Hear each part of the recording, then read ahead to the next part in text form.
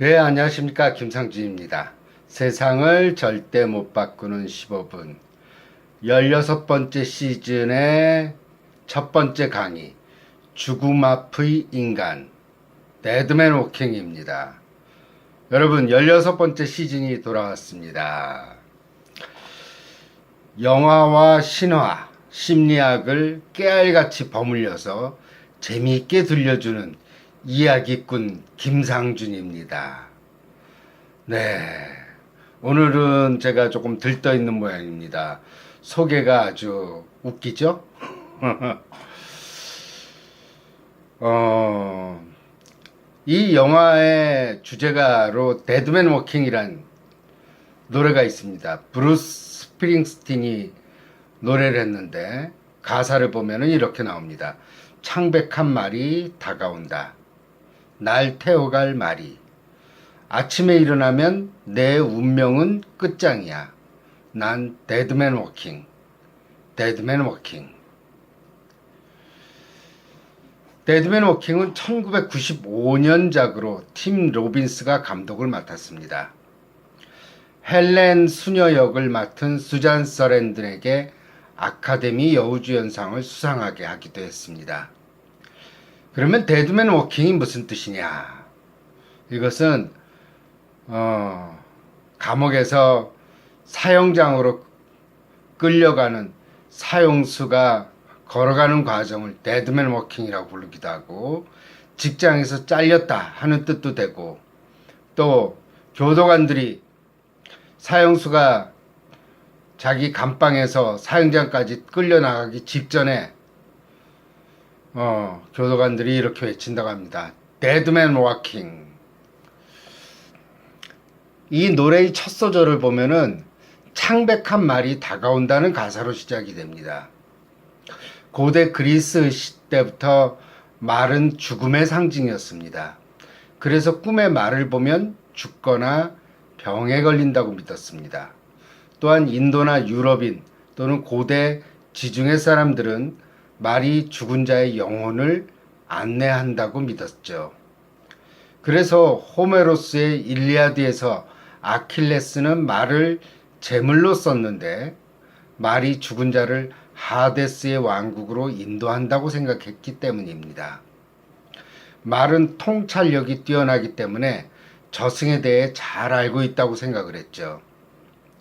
데드맨 워킹의 가사처럼 매튜 폰슬렛, 이 숀 펜이 연기를 했습니다. 숀 펜의 연기 인생에서 두드러지게 연기를 잘한 몇 영화 중에 하나라고 저는 생각이 됩니다. 극악한 범죄를 저지르고 이제 사형의 날짜를 받아놓고 있는 상태였죠.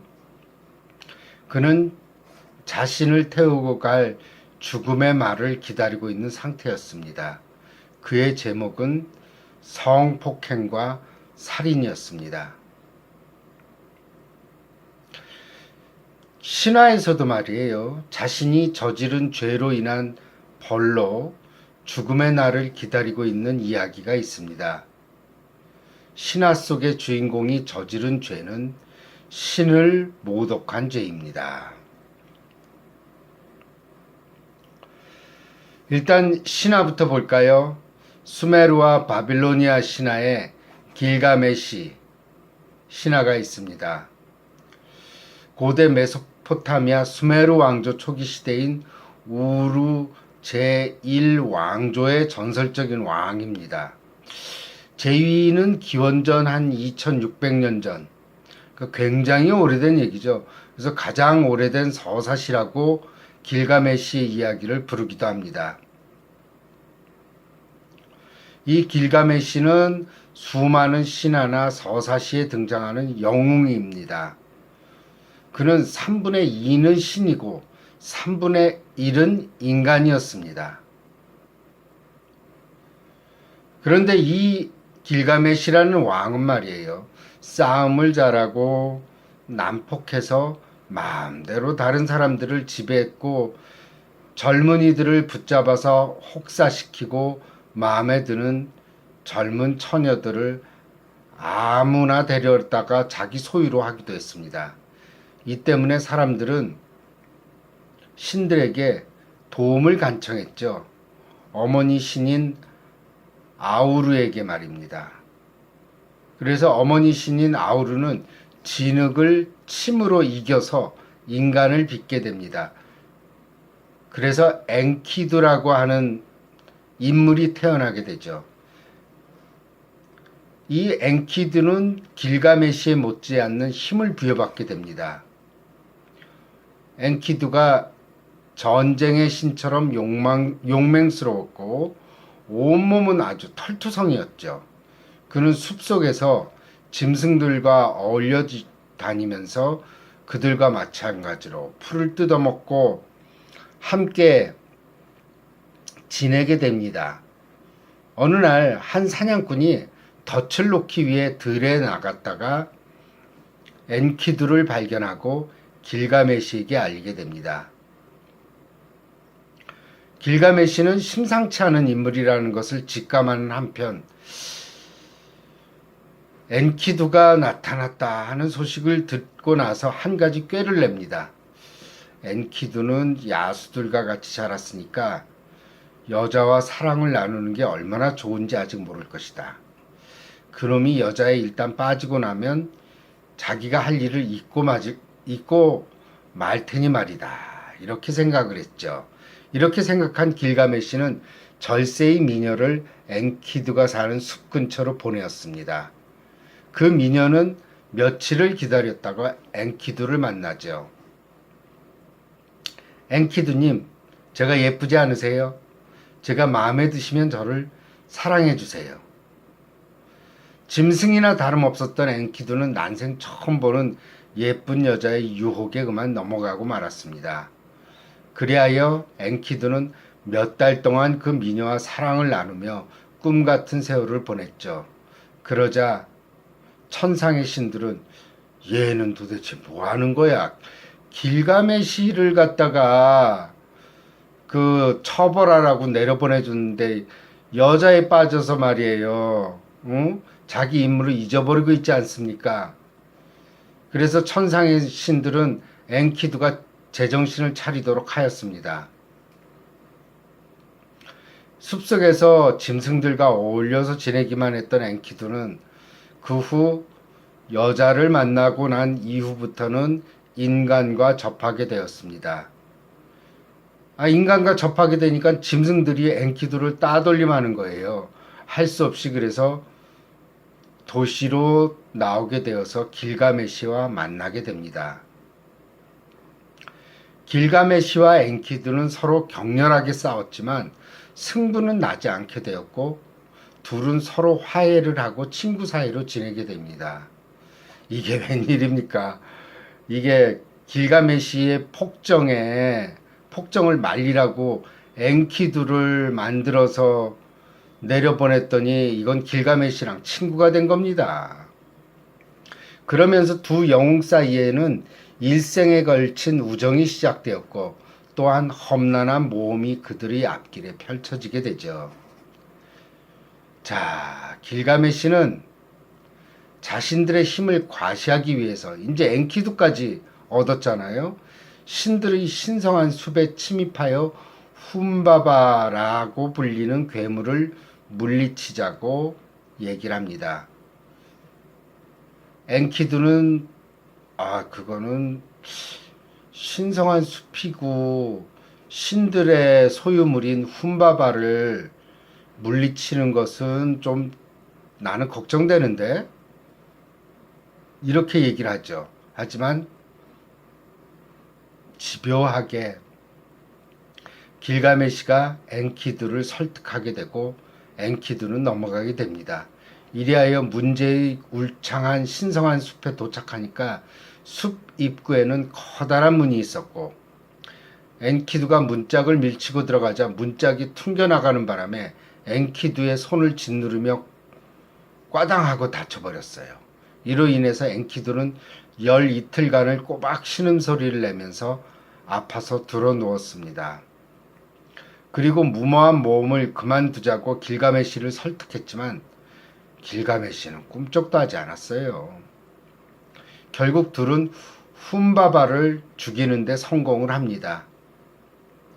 이때 숲의 여주인인 이시탈이 길가메시 곁에 다가와서 자신의 사랑을 바치겠다고 유혹했지만 길가메시는 냉정하게 거절하고 그녀의 애정을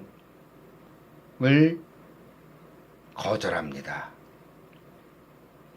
화가 난 이시탈은 매우 격분하여 하늘에 있는 부모에게 달려가서 힘센 황소를 보내달라고 요청을 합니다. 그리하여 그 황소가 하늘에서 내려와서 두 용사를 향하여 덤벼들었지만 이 황소마저도 엔키두의 칼에 희생되고 맙니다. 이 사건이 결국 신의 노여움을 사는 계기가 되고 말죠. 신들은 인간에게 조롱을 받았다고 생각하여 어떤 자가 더 중한 죄를 지었는지 회의를 합니다. 신들은 결국 신성한 숲까지 길을 안내한 엔키두의 죄가 더 크다는 결론을 내리게 됩니다. 이런 신들의 재판 결과는 엔키두의 꿈에 나타납니다. 엔키두는 이제 나는 꼼짝없이 죽게 되었다. 이렇게 생각하고 이 꿈을 꾼 후 잠을 이루지를 못했습니다. 그리고 불안에 떨게 되죠. 엔키두는 죽음을 눈앞에 두고 자신이 살았던 일을 회상하게 됩니다. 옛날 짐승들과 함께 아무런 걱정 없이 들판을 헤집고 다니던 행복했던 일도 떠올랐지만 이런 처지에 놓이게 만든 운명과 다른 사람들에 대한 원망을 하기 시작했습니다. 그 나무꾼이 나를 발견하지 않았다면 나는 숲속에서 행복하게 지낼 수 있었을 텐데, 아니야, 그 아름다운 여자가 나를 유혹하지 않았다면 다른 짐승들에게 따돌림을 받지도 않았을 거야. 또한 신성한 숲의 문짝이 내 손을 찌를 때 그때 모험을 그만뒀어야 됐는데 등등의 회한이 그를 계속 괴롭히게 됩니다. 이런 후회와 절망의 나날이 계속되면서 죽는 날만을 기다리던 엔키두는 시름시름 앓게 됩니다.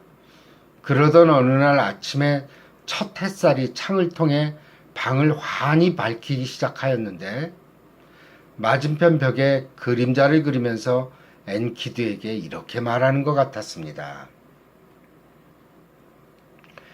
엔키두야, 인간 사회 속에 너의 생활이 모두가 어두웠던 것만은 아니다. 지금 네가 저주하고 있는 자들도 모두 지난날 하나의 빛에 불과하다.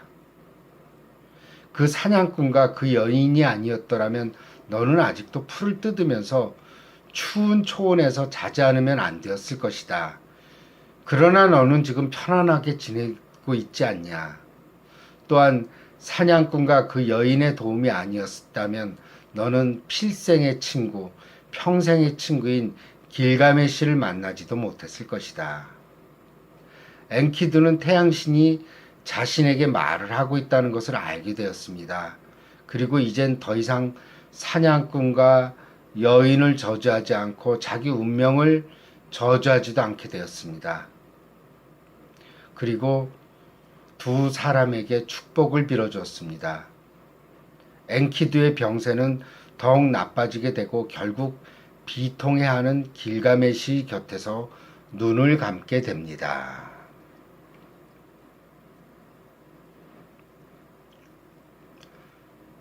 자, 다시 데드맨 워킹으로 돌아와서요. 숀 펜이 연기했던 매튜 폰슬렛은 자신의 목숨을 구하기 위해서 헬렌, 수잔 서랜던이 연기를 했죠. 헬렌 수녀에게 자신의 구명을 위한 편지를 보내게 됩니다. 편지를 접한 헬렌은 매튜 폰슬렛을 만나기 위해서 교도소로 가게 되죠. 그녀가 감옥의 철문을 통과하려는 순간 갑자기 경고음이 울리면서 그녀를 멈칫하게 합니다. 그녀의 목에 걸린 십자가가 금속 탐지기에 걸렸기 때문이죠. 여러분, 다음 이야기가 기대되지 않습니까? 네, 이야기를 잠깐 끊겠습니다. 제가 물을 준비하지 않아서 목이 너무 말라서 말이 안 나옵니다. 죄송합니다. 네, 이어서 얘기를 하도록 하겠습니다. 헬렌 수녀의 십자가가 금속 탐지기에 걸렸다고 말씀을 드렸죠. 여기에는 또 영화의 상징성이 있습니다. 십자가는 원래 예수 희생에 의한 구원, 회개, 속죄를 의미합니다. 이런 십자가가 교도소문을 들어서는 금속 탐지기를 지나면서 비명소리를 지른 거죠. 즉 교도소 또는 매튜 폰슬렛은 이런 헬렌의 십자가가 상징하는 구원이나 속죄의 의미가 통하지 않는 장소이며, 매튜 폰슬렛은 그런 인물이라는 의미도 있을 수 있습니다. 다른 면으로는 십자가 때문에 울린 금속 탐지기의 비명은 십자가가 매튜 폰슬렛을 바뀌게 할 수 있는 가장 무서운 무기일 수도 있다는 의미죠. 금속 탐지기는 무기를 탐지하는 것이잖아요. 즉 거짓과 탐욕으로 얼룩진 허위의 자아를 꼼짝 못하게 하고 자신의 죄와 직면하게 하는 가장 무서운 무기가 바로 십자가라는 의미일 수 있습니다. 또한 금속 탐지기가 내던 그 소리는 아마도 자신의 죄를 깨닫는 순간 매튜 폰슬렛이 질러댈 회한의 한숨 소리일 수도 있습니다. 어찌됐든 헬렌 수녀와 매튜는 대면하게 되었습니다. 헬렌은 살인을 한 극악한 범죄자를 떨리는 마음으로 만나게 되었으나 구명의 편지를 쓴 매튜의 태도는 참 실망스럽기만 했습니다. 그는 자신이 살인의 현장에는 있었으나 절대 살인을 저지르지는 않았다고 주장합니다. 자신은 단지 또 다른 범인의 옆에 서 있었을 뿐인데 누명을 썼고 자신은 단지 정치의 희생양에 불과하다고 주장을 합니다. 게다가 더욱 심한 것은 헬렌 수녀를 놀리기까지 합니다. 그러나 헬렌은 한 사람의 생명을 구원하고자 하는 일념으로 그의 구명운동에 나서게 되죠.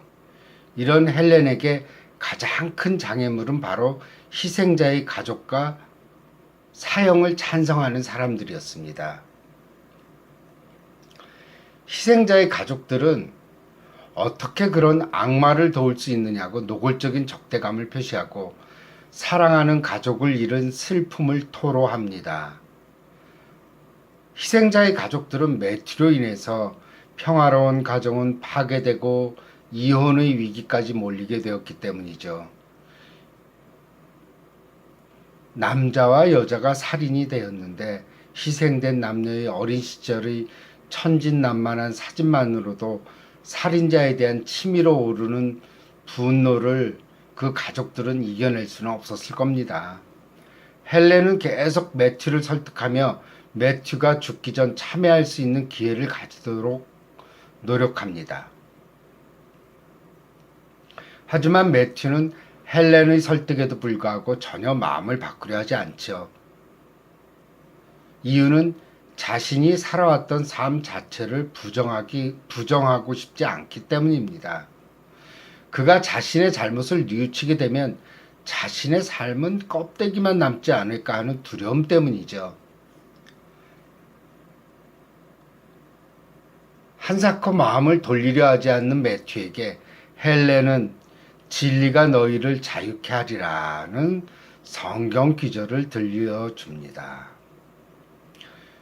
그런 진리를 외면한 채 자신은 억울한 희생자라고만 항변합니다. 공범이 모든 짓을 다 했다고 얘기를 하죠. 자신이 돈이 없어서 좋은 변호사를 고용하지 못했고 자신은 그 당시에 있었던 주지사 선거나 이런 정치가들이 자신을 이용하고 있는 희생물이라고 억울하다고만 얘기합니다. 모든 잘못을 남의 탓으로 돌리는 데만 급급해 있는 것이죠. 바로 자신을 제대로 들여다보는 것에 대한 두려움 때문일 것이죠. 신화 속에 등장하는 엔키두도 죽음을 눈앞에 둔 상태에서 자신의 죄를 인정하지 않기는 마찬가지입니다. 처음 자신이 죽어야 한다는 사실을 알았을 때 엔키두는 사냥꾼과 자신을 유혹한 여자에게 모든 책임을 떠넘기려고 합니다. 아무리 용서받을 수 없는 잘못을 저지른 사람이라고 하더라도 일단 자신의 잘못에 대한 책임을 져야 할 때는 모두 운명의 희생자로 둔갑하게 되죠. 여기서도 사형수인 매튜와 길가메시 신화에 나오는 엔키두의 경우도 주변의 여건이 안 좋았다고만 하지 둘 다 자신의 의지로 선택한 것은 인정하지 않습니다. 또한 자신이 이런 행동을 했을 때 어떤 결과가 초래될지 이미 알고 있는 상태에서 저질렀던 사건들이죠. 우리가 흔히 잊고 지내지만 자신의 행복만이 자신의 노력과 의지에 의해서 일어나는 것은 아닙니다. 자신의 불행과 불운한 일들도 바로 자신의 선택과 결정에 의해서 일어난다는 사실이죠. 하지만 행운과 달리 불행은 항상 남의 탓하는데 우리는 익숙해 있습니다. 좋은 것은 내 탓, 나쁜 것은 남 탓, 아니면 조상 탓이죠. 그러나 진리는 대개 우리가 깊은 절망이나 막다른 상황에서 깨닫는 경우가 많습니다. 절망 속에는 문제 해결의 잠재력이 존재하기 때문이죠. 이렇게 오늘은 입이 마르지? 그 자아의식이 절대 한계에 도달하게 되면 무의식이 나타나며 그 안에는 치유와 구원의 능력이 존재하며 진리와 직면할 수 있는 용기가 생기는 것입니다. 특히 죽음이 임박했다는 깊은 절망 상태에서 많은 이들은 자신의 허위의식을 벗고 자신의 참 자아를 발견하는 경우가 많습니다. 그리고 자신 안에 존재하는 옳고 그름을 구분하는 능력도 생기게 됩니다. 제가 강의를 하면서 말이에요. 발음이 생각보다 나쁘다는 걸 알게 됐습니다. 그래서 볼펜을 입에 물고 좀 발음 연습 좀 해야 되겠습니다. 매튜도 죽음 앞에서 그의 의식은 무장해제 당합니다. 그리고 처음으로 자신과 타인에게 솔직한 자신의 모습을 드러내죠. 그래서 그는 사형장에서 피해자의 가족을 향해서 울면서 잘못을 인정합니다. 엔키두의 경우도 자신의 시간이 얼마 남지 않게 되자 남의 탓으로만 돌렸던 문제를 이제 자신의 문제로 귀결하게 되죠. 그리고 바로 남으로 인해서 자신의 문제가 발생한 것은 아니고 남으로 인해서 자신이 행복했던 시절도 있었다는 깨달음을 얻습니다. 그래서 그는 죽음을 눈앞에 두고 원망을 거두고 그들에게 축복을 하게 되죠. 자, 그렇다면 말이에요. 이제 자신의 잘못을 깨달은 매튜를 사형할 필요가 있었을까요? 과연 사형제도는 옳은 것인가요? 그런 것인가요? 그런 거에 대한 찬반 양론을 한번 소개해 보겠습니다. 사형제도는 굉장히 오랜 역사를 지닌 제도 중의 하나입니다. 바빌로니아에서는 4000년 전 법률을 돌에 새겨서 후세에 남겼는데 여기에 사형제도도 포함되어 있습니다. 역사를 통해 볼 때 대부분의 사회에서 사형제도를 가지고 있었지만 동일한 범죄에 대해 사형제도를 적용한 것은 아니죠. 각 나라나 문화마다 사형을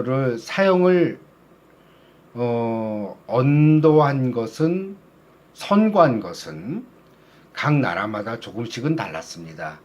그러나 모든 사회에서 공통적으로 사형 선고를 내렸던 범죄는 반역죄, 살인, 그리고 신성모독이었습니다. 특히 어느 사회나 정치범에 대한 선고는 매우 가혹했고 우리나라에서도 반역죄를 범했을 경우 어때요? 삼족을 멸했다는 이야기가 있죠. 또 부관참시라고 해서 죽은 사람의 시체를 파내서 절단하는 극형을 내리기도 했습니다. 동양보다는 서양에서 신성모독을 극악한 죄질로 분류하여 사형을 언도하였습니다. 비록 사형제도의 존폐 여부에 대한 논란은 계속되고 있지만 사형 방법이 되도록 범죄자에게 고통을 적게 주는 쪽이어야 한다는 것만은 대부분 찬성하고 있죠. 그러나 과거에는 범죄자의 목숨을 끊을 때 고통을 주는 것이 상례였습니다. 서양에서 고통스러운 사형 방법을 적용한 것은 일반 범죄자보다는 반역자나 종교에 대한 탄압으로 사형을 집행할 때 심했습니다. 그 13세기 영국에서는 말이에요. 반역자의 경우 목을 매달고 사지와 머리를 절단했으며 내장을 모두 꺼내고는 나중에는 시체를 태워버렸죠. 정말 할 수 있는 모든 방법을 다 동원한 겁니다. 물론 이것은 일반 대중에게 반역죄에 대한 공포감을 심어주기 위한 목적이었죠. 이런 목적 때문에 가장 고통을 당한 것은 성직자들이었는데 영국 국교회로 개종을 거부한 사람들이었습니다. 성직자들은 자갈이 깔린 거리에 끌려 나와서 교수대에 세워졌습니다. 사형 집행인은 반쯤 목을 메어서 충격과 고통을 주게 되고 다음 단계는 칼로 그의 신체를 찔러 내장을 꺼내어 아직도 살아있는 사형수에게 보여주고 살아있는 상태에서 사지를 절단했어요. 정말 잔인하죠. 이런 공개 사형 제도는 19세기까지 일반적으로 행해졌습니다. 그러나 이런 공개 사형 제도는 일반인들에게 사형수에 대한 동정심만을 일으킬 뿐 동일한 범죄를 막는 데는 별로 효과가 없었다고 합니다.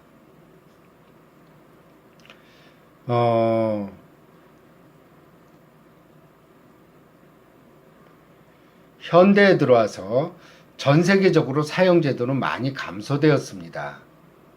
캐나다, 덴마크, 영국, 핀란드, 프랑스, 포르투갈, 스웨덴, 베네수엘라 등은 사형제도가 폐지되었습니다. 벨기에와 아일랜드에서는 사형을 허용하지만 사형은 집행되지 않고 있죠. 우리나라도 사형제도는 있지만 지금 수십 년간 사형을 하지 않고 있는 걸로 저는 알고 있습니다. 이스라엘과 모로코에서는 사형에 처해야 하는 범죄가 극히 제한되어 있어서 사형제도가 없는 것과 마찬가지고요. 미국은 38개 주가 사형제도를 시행하고 나머지는 사형제도를 폐지하였습니다. 사형제도의 존폐에 대한 논란은 오랫동안 계속되어 오고 있습니다. 사형제도를 찬성하는 측은 감정에 호소하는 경우가 많습니다. 예를 들어 아무런 죄가 없는 나약한 어린이를 살인한 범죄자가 있을 때 이런 짐승 같은 범죄자를 이 세상에 남겨둘 수 있는가 강조를 하죠. 즉 법은 희생자 가족이나 일반인들이 갖는 분노를 법이 존중해 주어야 한다는 것이죠. 또한 희생자의 가족들을 생각해 본다면 마땅히 범죄자도 이에는 이, 눈에는 눈으로 대응해야 한다는 논리입니다. 또한 사형제도만이 범죄를 억제할 수 있다고 주장하고 실제로 범죄를 저지른 사람을 대상으로 조사했을 때 그들은 사형제도 때문에 살인을 자제했다고 주장합니다. 하지만 사형을 반대하는 측은 사형제도가 범죄를 억제하지 못하고 있다는 통계를 제시합니다. 실제로 범죄를 억제할 수 있는 방법은 사회 경제적인 상태를 개선하는 것이지 사형제도는 아니라는 것이죠. 또한 사형제도는 또 다른 폭력적인 죽음을 더하는 결과밖에 안 된다고 주장하고 있습니다. 그리고 사형제도는 평범한 시민들의 마음을 진정시키는 어떻게 보면 무당의 푸닥거리의 일종이라는 것이죠. 즉 살인이 일어난 후 그 장면을 깨끗이 청소해서 우리들이 이런 동료 인간의 잔인함을 깨닫지 못하게 상기하지 않게 하는 의식행위에 불과하다는 것입니다. 사형제도에 대해서도 그만큼 대가를 치러야 한다고도 합니다. 결국 누군가를 죽이는 것은 그만큼 그 사회는 인간성과 동정심을 잃게 되고 폭력의 씨앗을 다시 심게 된다는 것이죠. 그리고 분쟁을 해결하는 방법으로 보복적인 사형을 정당화하게 되는 결과를 가져오게 된다고 주장합니다. 또한 사형제도를 반대하는 사람들이 제일 강력하게 주장하는 이유 중에 하나는 이미 사형을 당했거나 간신히 사형을 모면한 사람들이 나중에 결백한 경우로 밝혀진 예를 듭니다. 즉 인간이 만든 사법제도로 모든 범죄인들을 정확하게 심판할 수 없다는 한계를 제시합니다. 따라서 10명의 도둑을 놓치는 한이 있더라도 한 명의 결백한 사람을 사형에 처해서는 안 된다는 주장이죠. 미국에서는 말이에요.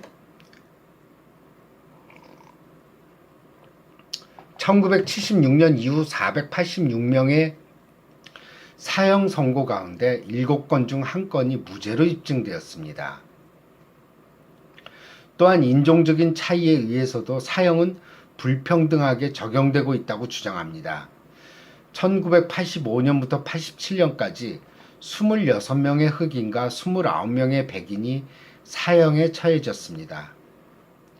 일반 인구의 흑백 인구 분포와는 달리 백인과 흑인들의 사형 숫자들이 거의 똑같죠. 흑인이 차지하는 비율이 미국에서 10분의 1이 아마 안 되는 걸로 알고 있는데 사형수는 거의 동일한 숫자로 나타나고 있잖아요. 이러한 종류의 이런 사형수의 사형 숫자의 괴리감은 오랫동안 있어 왔고 어떤 이들은 법률이 너무 불평등하게 또 불공정하게 작용하기 때문이라고 보았습니다. 또한 미국에서도 무전유죄는 우리 사회와 비슷해서 일리노이주 같은 경우에서 20건의 사형 선고 가운데 9명이 나중에 무죄로 입증됐는데 이들 중 대부분이 가난한 흑인이나 스페인계였다는 것이죠. 미국처럼 비교적 인권이 잘 보장되어 있는 나라에서도 이렇지인데 우리 사회처럼 인권이 제대로 보장되지 않는 사회에서는 아무런 죄도 없이 사형당하는 이들은 더욱 많으리라고 할 수도 있습니다. 데드맨 워킹에서 팀 로빈스 감독은 사형제도의 폐지를 일방적으로 주장하지는 않습니다. 그는 되도록 객관적으로 두 측의 입장을 보여주려고 정교한 편집을 보여줍니다. 처음 피해자의 가족이 얼마나 고통을 받고 있으며 어떻게 파괴되었는가 하는 점을 보여주며 사형제도의 당위성을 보여주려고 합니다. 반면 매튜의 이기적이고 뻔뻔한 태도는 관객들로 하여금 죽어 마땅한 인간이라는 생각을 또 불러일으키게 하죠.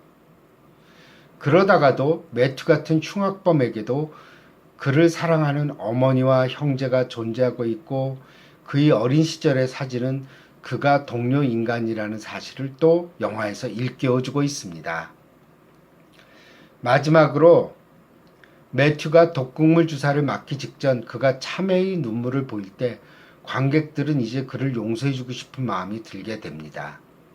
그런데도 불구하고 그가 주사를 맞고 마지막 숨을 가쁘게 쉬는 장면과 피해자들을 잔인하게 성폭행하고 죽이는 장면을 교차 편집하면서 끝까지 매튜가 가졌던 상반된 점을 관객들에게 보여줍니다. 팀 로빈스 감독은 바로 사형제도의 존폐에 대한 결론을 일부러 내리지 않고 있는 것처럼 보입니다. 관객들은 극장을 나서면서 도대체 어떤 것이 옳고 어떤 것이 그른 것인가 라는 의문을 갖도록 하기 위해서죠. 어떤 한쪽으로 내린 결론은 인간의 기억 속에 오래가지 않는다는 것을 팀 로빈스 감독은 알고 있었기 때문입니다.